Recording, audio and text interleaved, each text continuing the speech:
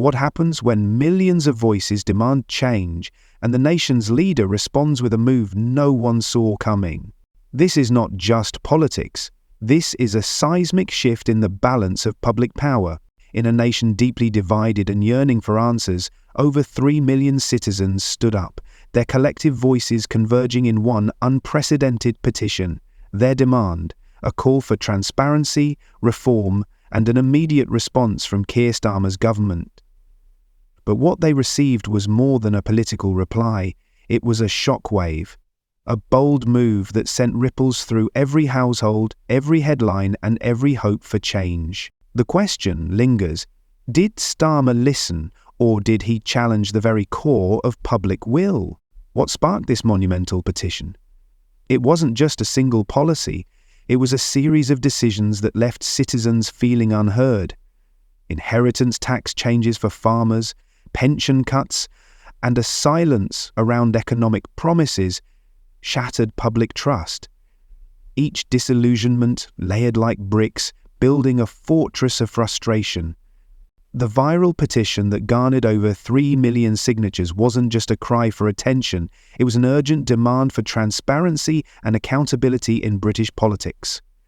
Initiated amidst growing discontent, the petition focused on a series of contentious policies implemented under Keir Starmer's leadership. Specifically, it highlighted decisions such as inheritance tax changes affecting farmers and reductions in winter fuel payments for pensioners. These policies, perceived as betrayals by key voter bases, fueled widespread frustration.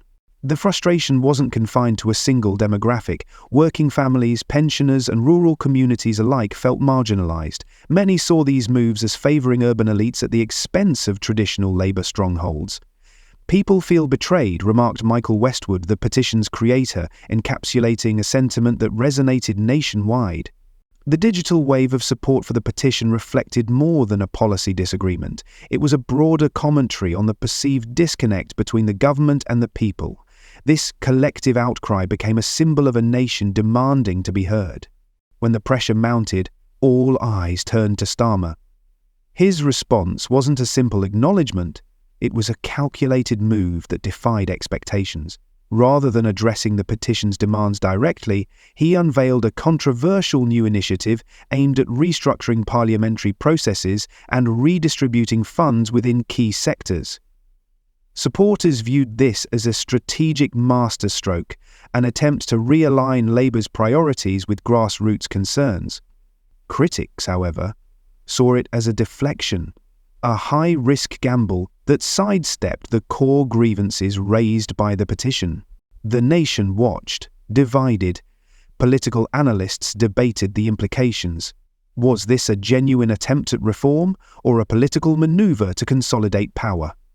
Headlines dissected every word of Starmer's announcement, while opposition leaders seized the opportunity to question Labour's credibility. The move created a media storm, with some outlets praising Starmer's boldness and others condemning what they saw as arrogance. The stakes are high. This isn't just about one petition or one policy, it's about the future direction of British politics. Will this move restore faith in the system or deepen the divide? The nation waits, the answer hanging in suspense, echoing the question posed at the outset. When millions demand change, what happens next? The petition didn't emerge in a vacuum. It was the culmination of mounting discontent that had been brewing for months. Many felt that the Labour government under Keir Starmer had strayed from its foundational principles. The key catalysts included controversial policies like the reduction of winter fuel payments for pensioners, a decision that hit the most vulnerable segments of society during a time of rising energy costs.